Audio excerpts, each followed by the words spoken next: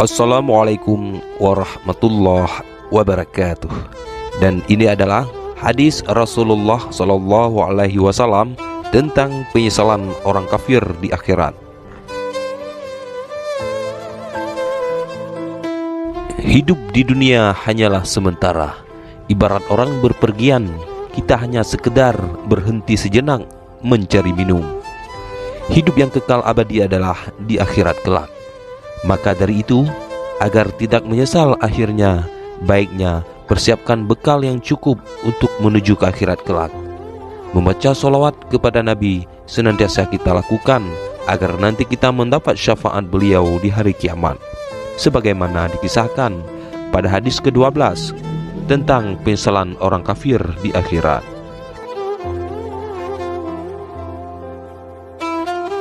Dari sahabat Ikrimah radhiyallahu anhu berkata, sahabat Ibnu Abbas radhiyallahu anhu pernah ditanya tentang firman Allah yang maha luhur, yang artinya, dan kami lenyapkan segala rasa dendam yang berada dalam hati mereka. Surat Al-Hijr ayat 47.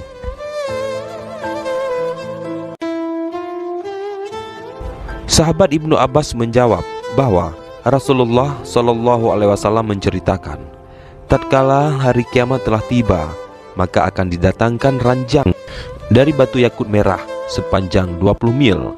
Di dalam 20 mil itu tidak ada keretakan dan tidak pula pemisah, digantungkan atau melayang atas kekuasaan Allah yang maha perkasa.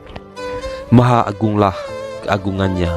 Lalu sahabat Abu Bakar As-Siddiq radhiyallahu anhu duduk di atasnya. Kemudian didatangkan ranjang dari batu yakut kuning seperti sifat ranjang yang pertama. Lalu duduklah sahabat Umar bin Khattab di atasnya. Kemudian didatangkan ranjang hijau seperti sifat ranjang yang pertama. Lalu duduklah sahabat Utsman bin Affan di atasnya. Kemudian didatangkan ranjang putih seperti sifat ranjang pertama. Lalu duduklah sahabat Ali bin Abi Thalib karamallahu wajhah di atasnya. Kemudian Allah yang maha luhur memerintahkan ranjang-ranjang itu untuk terbang di angkasa dengan membawa mereka. Terbanglah ranjang-ranjang itu dengan membawa mereka ke bawah naungan arasy Allah. Lalu datanglah kepada mereka tenda dari mutiara yang indah.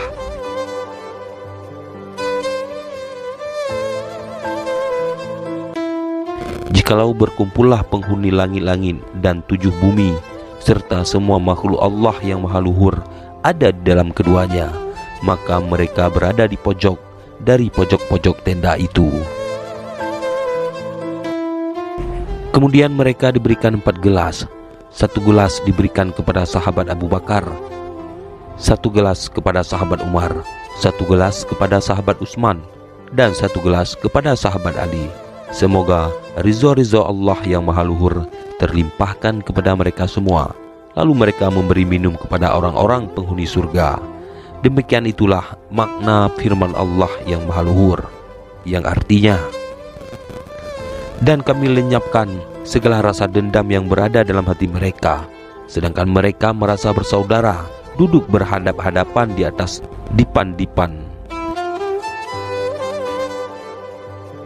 Kemudian Allah yang maha luhur memerintahkan neraka jahanam untuk mengeluarkan gelombangnya atau ombaknya, dan dihempaskanlah orang-orang menentang Allah Subhanahu wa Ta'ala dan orang-orang kafir pada wajah-wajah mereka.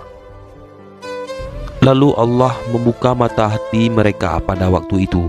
Mereka pun dapat melihat tempat para sahabat Nabi Muhammad SAW dan umatnya di dalam surga, dan berkata, mereka adalah orang-orang yang mana beruntunglah orang-orang yang ada bersama mereka, dan celakalah kita.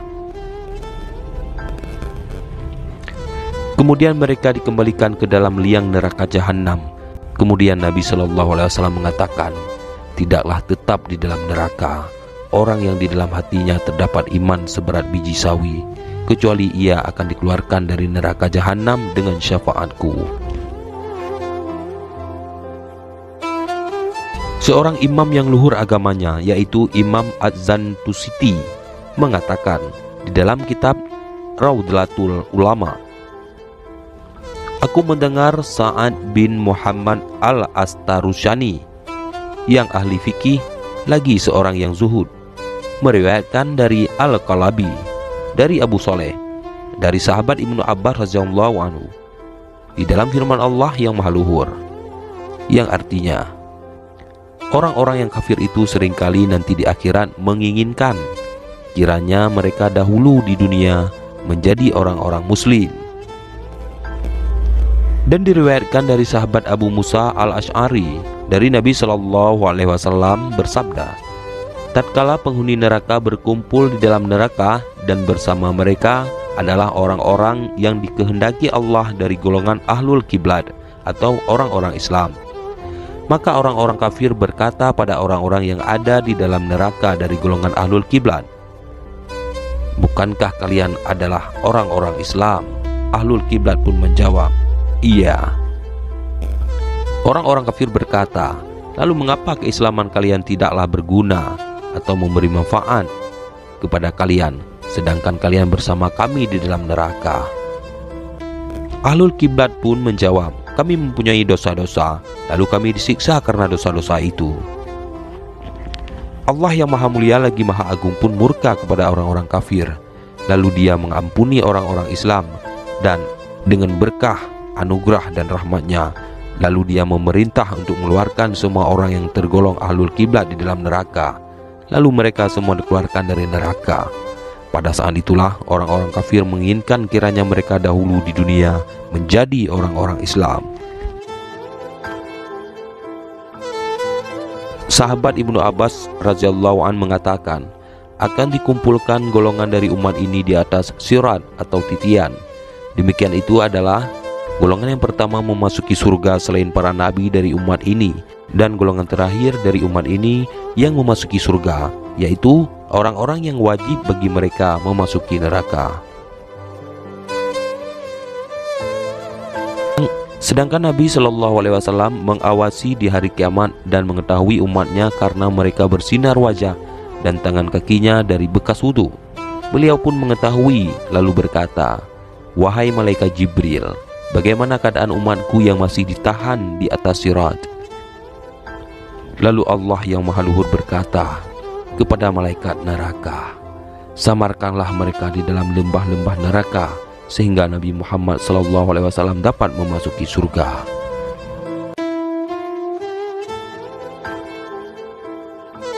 Lalu tatkala Rasulullah melihat ke peristiwa kiamat, beliau mengira bahwa semua umatnya digiring ke dalam surga. Tatkala Rasulullah telah memasuki surga, Allah yang maha luhur berkata kepada malaikat Zabaniyah, giringlah mereka, yaitu umat Nabi SAW, dan serahkan mereka kepada malaikat Malik. Lalu tatkala malaikat Malik melihat mereka, ia bertanya, wahai golongan orang-orang yang celaka, siapa kalian dan dari umat manakah kalian? Aku kira bahwa tidak tersisa seorang pun yang termasuk orang yang akan memasuki neraka.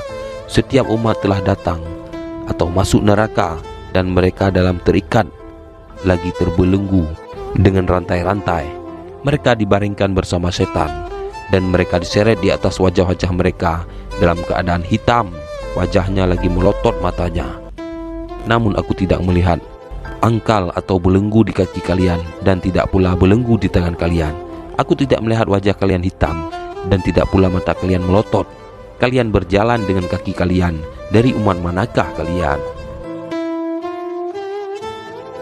Mereka pun menjawab, janganlah bertanya kepada kami, wahai malaikat Malik. Sesungguhnya kami malu untuk memberitahumu, tetapi kami dari golongan orang-orang yang hafal Al-Quran. Kami dari golongan orang-orang yang berpuasa di bulan Ramadan. Kami adalah orang-orang yang menunaikan haji dan kompensasi. Kami adalah orang-orang yang mengeluarkan zakat. Kami adalah orang-orang yang memuliakan anak-anak yatim. Kami adalah orang-orang yang mandi janabah. Dan kami adalah orang-orang yang melaksanakan sholat 5 waktu.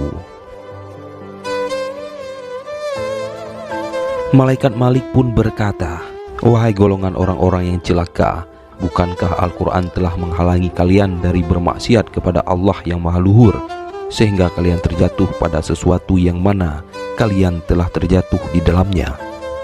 Mereka menjawab, "Wahai malaikat Malik, janganlah mencela atau mencemoh kami, karena sesungguhnya saat ini kami telah selamat dari celaan Allah yang Maha Luhur dan para malaikatnya." Lalu ketika mereka dalam keadaan seperti itu, tiba-tiba menyerulah zat yang maha menyuruh dari arah Arasy, "Wahai malaikat Malik, masukkanlah mereka ke pintu paling atas neraka." Malaikat Malik pun berkata, "Wahai golongan orang-orang yang celaka, tidakkah kalian mendengar kalam itu dan memahami perbuatan itu?" Mereka pun menjawab, "Iya, tapi wahai malaikat Malik, berilah kami kesempatan sewaktu-waktu agar kami meratapi diri kami." Malaikat Malik menjawab, "Tidak ada jalan untuk melakukan itu." Lalu terdengarlah seruan dari arah Arasy, "Wahai malaikat Malik, berilah mereka kesempatan agar mereka menangisi diri mereka." Lalu dibedakanlah mereka menjadi beberapa golongan, yaitu orang-orang yang hafal Al-Quran pada satu kelompok, orang-orang yang menunaikan haji pada satu kelompok, dan orang-orang yang meredam pada satu kelompok, dan para wanita pada satu kelompok. Kemudian mereka menyamakan diri mereka sambil berkata, "Bagaimana kami bisa bertahan pada api neraka, sedangkan kami tidak bisa bertahan pada panasnya matahari? Dan bagaimana kami bisa bertahan pada pakaian katran atau timah panas, sedangkan kami telah belajar mengenakan pakaian yang halus? Dan bagaimana kami bisa bertahan pada memakan zakum dan meminum air hamim, yaitu air mendidih, sedangkan kami telah memakan makanan yang enak dan meminum air dingin?" Ketika mereka sedang meratapi, tiba-tiba datanglah atau terdengarlah seruan dari arah Arasy, "Wahai malaikat Malik, wahai malaikat Malik, masukkanlah mereka ke pintu paling atas neraka." Malaikat Malik pun berkata, "Wahai golongan orang-orang yang celaka, tidakkah kalian mendengar kalam itu dan memahami perbuatan itu?" Mereka pun menjawab, "Iya." Lalu malaikat pun bertanya, "Dari umat manakah kalian?" Mereka pun menjawab, "Sesungguhnya kami malu untuk mengatakannya." Lalu malaikat Malik pun mengiring mereka. Ia menjadikan orang-orang tua berada di depan mereka, para pemuda di belakang orang-orang tua, dan para wanita di belakang para pemuda, sampai mereka tiba di tepi neraka Jahannam. Lalu keluarlah para malaikat yang kasar lagi keras. Mereka diciptakan tanpa hati, sehingga mereka tidak akan berbelas kasih. Karena itu, setiap manusia dari mereka didampingi 1000 malaikat Zabaniyah. Lalu para malaikat Zabaniyah itu memasukkan mereka ke dalam neraka. Di antara mereka ada yang membakar api sampai mata kakinya, ada yang membakar api sampai kedua lututnya, ada yang membakar api sampai bagian tengah tubuh mereka atau pusar mereka, dan ada yang membakar api sampai dada mereka. Tatkala api neraka hendak membakar wajah dan hati mereka, datanglah dan terdengarlah seruan dari Arasy, "Wahai malaikat Malik, turunkan api neraka dari wajah dan hati mereka, karena sesungguhnya telah lama mereka mengakuiku sebagai Tuhannya, dan dengan lisan mereka dan mengenalku dengan hati mereka. Telah lama mereka bersujud di kehidupan dunia dengan wajah mereka." Tatkala mereka mendengar seruan itu, mereka semua mengeraskan suara mereka, "Wahai Nabi Muhammadku, wahai ayah Qasimku, wahai Nabi Muhammad, wahai orang yang berbuat baik kepada para janda dan anak-anak yatim, wahai kebahagiaan, kehancuran orang yang paling mewah dan utama di hari ini berakhir. Wahai pembuka umat-umat, wahai pembuka pintu-pintu surga, wahai penutup pintu-pintu neraka dari umatmu, wahai pemberi syafaat umat-umat, kami adalah umatmu yang lemah, Kami tidak bisa bertahan di dalam panasnya api neraka. Tolonglah kami dengan syafaat-Mu menuju surga.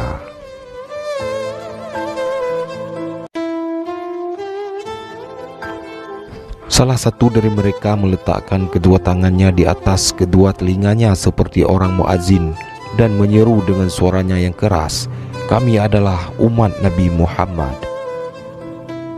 Malaikat Malik pun menuju ke surga, lalu meletakkan mulutnya atau memberitahukan kepada Nabi Muhammad, sedangkan beliau sedang bersenang-senang di dalam surga. Ia pun berkata, "Wahai Nabi Muhammad, sesungguhnya kamu sedang bersenang-senang di dalam surga, sedangkan umatmu yang lemah meminta pertolongan kepadamu. Maka tolonglah mereka karena sesungguhnya mereka lemah, tidak bisa bertahan di api neraka." Tatkala kabar itu sampai kepada Nabi Muhammad, beliau meloncat dari menambahkannya dan menaiki Burak. Lalu ia berkata, "Wahai Burak, cepat, cepat, sungguh umatku yang lemah tidak bisa bertahan pada panasnya api neraka." Burak pun mengangkat telapak kakinya dan meletakkan atau menurunkan Nabi SAW di tepi neraka Jahanam. Tatkala mendengar suara mereka, menangislah Nabi, dan mereka pun ikut menangis. Lalu dia berkata, "Wahai malaikat Malik, keluarkan umatku dari neraka."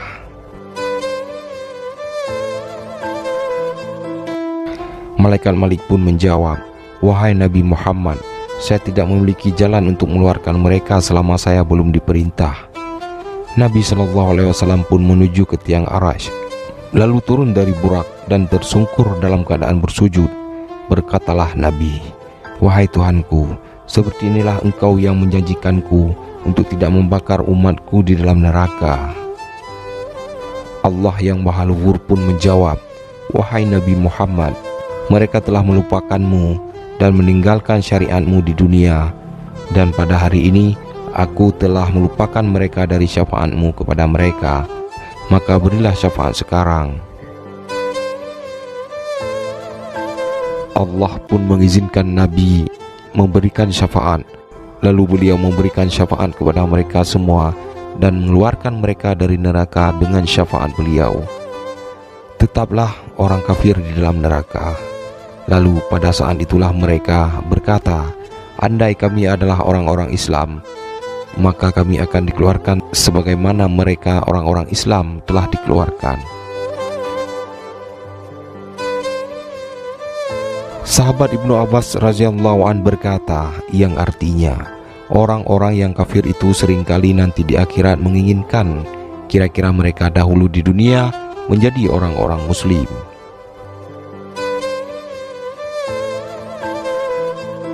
Semoga kita sadar akan keberadaan kita saat ini hanyalah sementara.